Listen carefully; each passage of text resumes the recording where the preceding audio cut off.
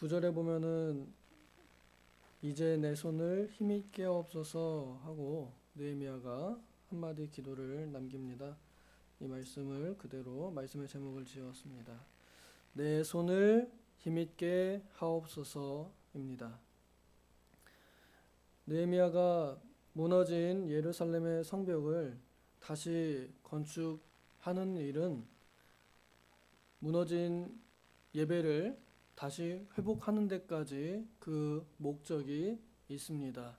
안전하고 평안한 가운데에 신앙생활을 해야겠는데 성벽이 무너져서 언제 적이 쳐들어올지 모르고 그리고 이스라엘과 그리고 이방의 이 경계가 허물어진 것을 느헤미야는 안타깝게 생각했고 그 안에서 여호와만 섬기는 신앙이 다시 회복되기를 바라는 마음으로 그의 좋은 지위, 왕의 술잔을 맡은 관원, 그 좋은 지위를 버리고 고생길로 들어와서 함께 고향 사람들, 유다 사람들과 이 예루살렘 성벽을 건축하는 일, 곧 하나님의 도성을 건축하는 일을 시작하였습니다.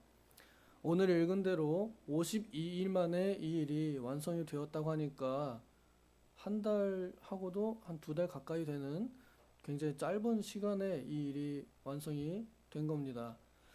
여기 내용을 읽어보면 알겠지만 이 일이 급하고 빠르고 그리고 잘 진행이 된 것을 보면서 주변에 있는 대적들이 두려워했다라고 이렇게 표현합니다. 하나님의 일이 잘 되면은 두 종류의 반응이 나옵니다. 하나는 아이고 좋다 할렐루야. 그 다음에 또 하나는 큰일 났다. 저러면 안 되는데 라고 하는 반응이 나옵니다. 할렐루야는 누가 하는 찬송이에요? 하나님의 편에 있는 사람들이 하는 찬송이고요. 큰일 났다 라고 하는 거는 마귀 새끼와 마귀 편에 있는 이들이 하는 말입니다. 쉽게 말해서 교회가 잘 되는 걸 하나님 편에 있는 자들은 좋아하고요. 그 다음에 하나님 편에 있지 아니한 다른 모든 대적들은 교회가 잘 되는 것을 두고 볼 수가 없습니다. 예수님 시대에도 마찬가지고 이때에도 마찬가지고 자신의 이익을 추구하는 사람들은 하나님 나라가 잘 되건 말건 중요하지 않습니다. 교회가 잘 되건 말건 중요하지 않습니다. 내 기득권, 내 권력, 내 재산을 조금이라도 해하고자 한다면 그게 하나님이 됐던 교회가 됐든 상관없이 다 죽여버리고 부셔버리는 것이 세상의 욕심꾸러기들의 특징입니다. 느헤미야가 자기의 좋은 것들을 다 포기하고 유다에 와서 예루살렘 성벽을 건축하려고 하니 거기에 있던 연약한 유다 사람들이 같이 합심해서 그 일을 맡아가지고 성벽에 이렇게 함께 둘러서 짓는데 거기에 누가 저는 이 부분 하겠습니다. 저는 이 부분 하겠습니다. 저는 이 부분 하겠습니다. 라고 하면서 약속한 것을 다 이행을 한 것입니다. 그래서 빠진 부분 없이 같이 쭉 올라가는 거예요. 이걸 보면은 기뻐해야 되잖아요. 근데 기뻐하지 않는 무리가 있습니다. 이 유다의 대적 3인방 산발랏, 도비야, 게셈 이 3인방이 대표적으로 아주 대놓고 그리고 교묘하게 방해를 합니다. 오늘 나온 방해는 몇 가지 있는데 이 중에 한 가지는 암살을 하기 위한 암살 시도입니다.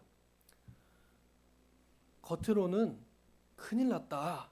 이거 잘못 보이면 모반하는 것처럼 영모를 꾀하는 것처럼 보일 수 있다.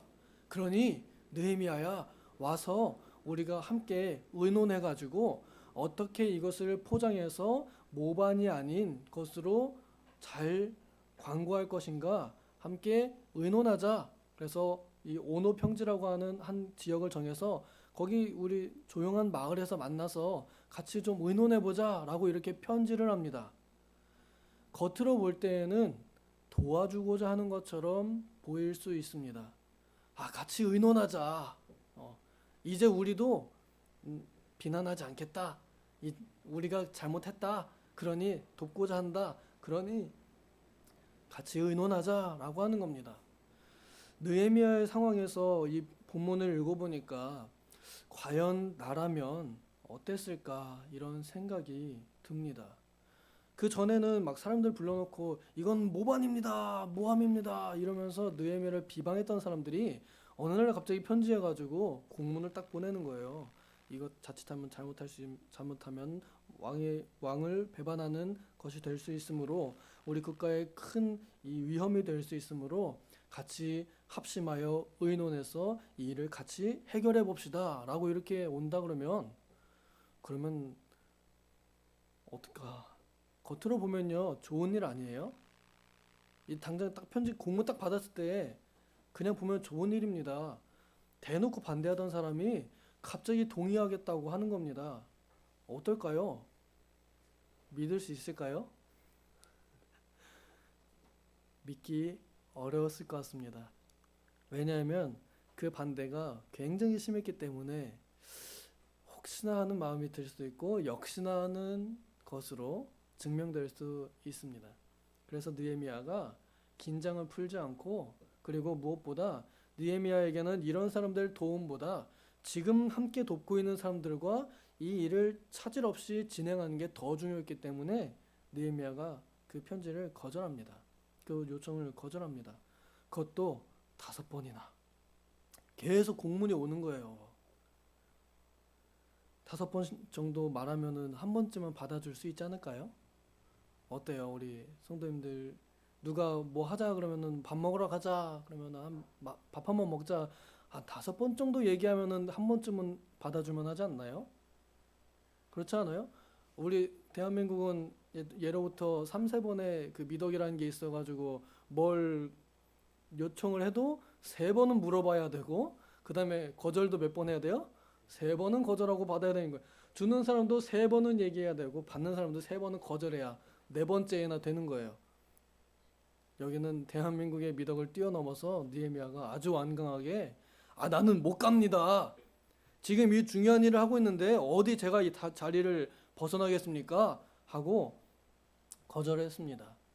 이것이 느헤미야를 살린 선택이 되었습니다. 나중에 알고 보니까 매복해가지고 느헤미야 오면은 죽여버리려고 그렇게 공문을 보냈던 겁니다. 사탄은 자기 편인 척하며 광명의 천사인 척하면서 성도들을 얼마나 꿰는지 모릅니다.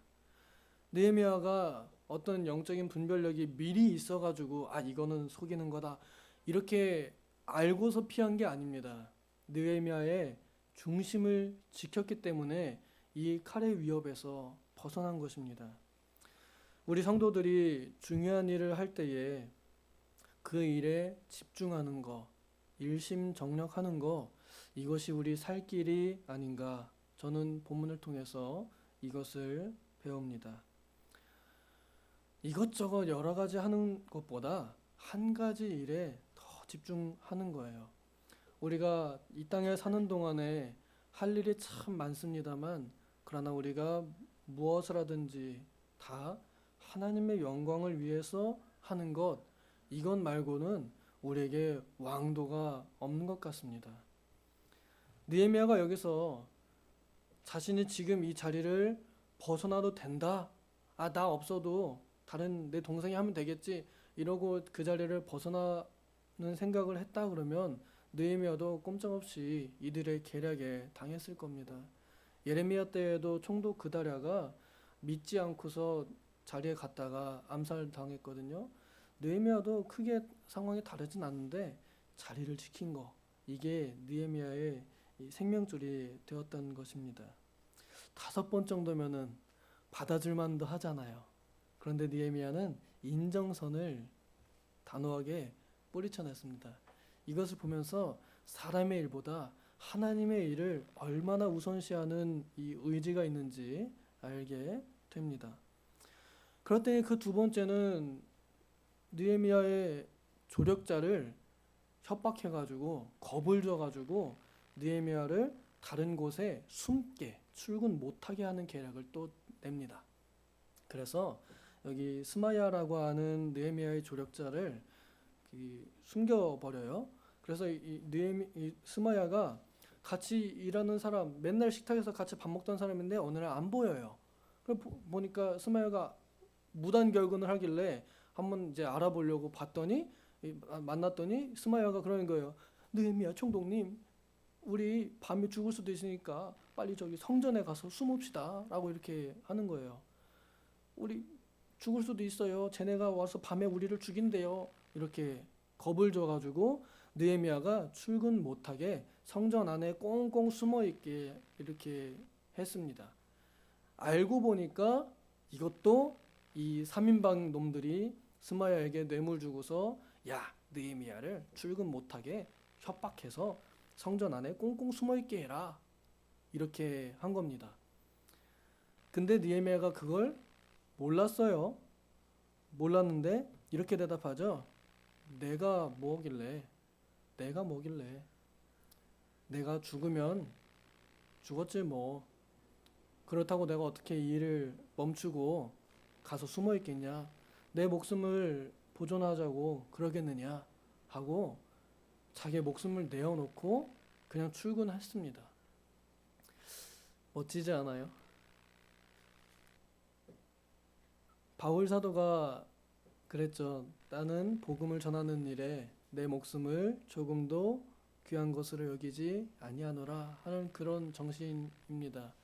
내 목숨이 뭐길래 나는 그저 먼지일 뿐인데 나는 그래도 하나님의 일, 이 일을 끝까지 해야겠다라고 하는 그 마음가짐으로 계속 출근을 했습니다. 그랬더니 안 죽었어요. 그리고 이 역사가 52일 만에 잘 완성이 되었습니다. 느헤미야가 이런 일을 겪으면서 중간중간에 틈틈이 기도를 합니다. 9절에 이제 내 손을 힘있게 하옵소서 하고 기도하고요. 그 다음에 이 스마야에게 뇌물 준 일이 나중에 다 드러나고 나니까 하나님 저들의 소행을 기억하옵소서 하고 또 기도합니다.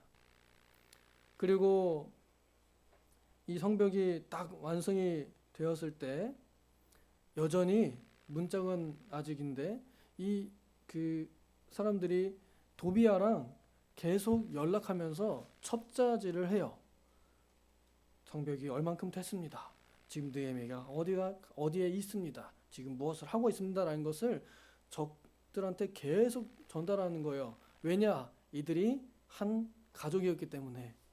그러니까 느헤미야의 식탁에서 같이 밥 먹는 일꾼들이랑 이 산발랏, 도비아, 게셈 얘네들하고 혈연 관계, 혼연 관계에 있는 거예요. 그러니까 느헤미야 입장에서는 기가 찰 일이죠. 그럼에도 불구하고 느헤미야는 이런 틈틈이 하는 기도로 이 일들을 이겨내고 이 성벽의 공사를 마쳤습니다. 내 손을 힘있게 하옵소서. 그냥 이 기도하면서 지나간 겁니다.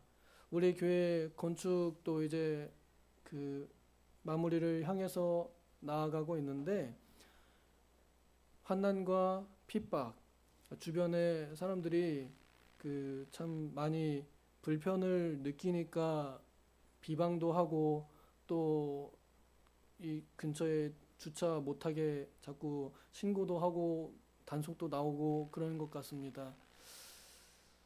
여러 가지 또 나쁜 소문 이런 것들도 많이 제기할 수 있고 그렇지만 우리가 우리의 자리를 지키면서 우리는 기도하는 일로 그리고 우리의 작정을 이행하는 것으로 우리의 일을 꾸준히 해 나갈 수 있습니다.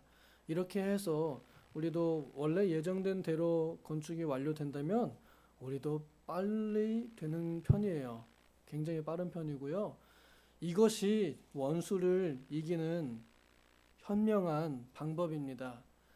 느헤미야의 공사가 완성되면 될수록 느헤미야의 대적들은 두려워했습니다. 왜? 이것이 하나님의 역사니까 하나님께서 살아계신 것이 나타나니까 그러니까 두려워하게 되는 것이고 느헤미야는 이기게 되는 것입니다. 우리의 삶과 죽음이 다 하나님께 달려 있습니다. 하나님께서 섭리 가운데에서 혹 잠깐 우리를 연약하게 하실 수 있지만 그러나 우리가 끝끝내 우리의 자리를 이탈하지 않고 우리의 할 일을 한다면 하나님께서 그의 능력을 나타내실 것입니다. 이제 얼마 남지 않은 기간 동안에 우리가 긴장을 놓지 않고 끝까지 우리의 자리를 지키며 내 손을 힘있게 없어서 기도하며 나가면 좋겠습니다. 그리고 내 손만 힘있게 하면 되겠어요? 우리 공사장에서 일하시는 분들의 현장 인력들의 손을 또한 힘있게 하셔야 합니다. 그래서 내 손만 힘있게 할 뿐 아니라 직접 일하는 자들의 손도 힘있게 하셔서 그들이 다치지 않고 또 그들이 지혜를 가지고 이 일을 잘 진행해서 여기서 기도하는 자들 모세가 손을 드는 것처럼 그리고 저쪽 현장에서 직접 일하는 자들 여호수아가 단창을 들어 전쟁하는 것처럼 하나님 안에서 기도하는 자들과 그리고 실제로 일하는 자들이 합력하여 선을 이루는 역사 공사가 되기를 소망합니다. 기도하겠습니다. 하나님 아버지, 우리의 손은 참으로 연약하여 우리가 할 수 있는 일들이 많지 않고 우리의 목숨은 참으로 부질없어서 먼지와 같습니다. 주님, 느헤미야가 그 자신의 생명을 귀한 것으로 여기지 아니하고 하나님의 역사를 귀하게 여겨서 힘을 다해 자신의 자리를 지킬 때 이 역사가 급하고 강하게 진행되므로 주변 적들이 두려워하게 되었던 것처럼 하나님의 능력이 나타난 것처럼 주님, 오늘 우리의 이 자리 지킴이 원수를 두렵게 하고 원수들의 방해를 이기는 가장 뛰어난 전략이 된다는 것을 배웁니다. 주님, 오늘도 우리 앞에 놓여 있는 많은 어려운 일들이 있겠으나 주님, 우리의 손을 힘있게 하여 주셔서 우리의 자리를 지킬 수 있게 하여 주시고 또 공사장에서 실제로 일하는 자들의 손을 힘있게 하여 주셔서 지혜를 주셔서 이 역사가 정해진 날을 잘 맞추어서 진행될 수 있도록 그래서 입당 감사 예배가 승리의 선포가 될 수 있도록 은혜를 베풀어 주시옵소서. 감사드리며 예수님의 이름으로 기도하옵나이다. 아멘.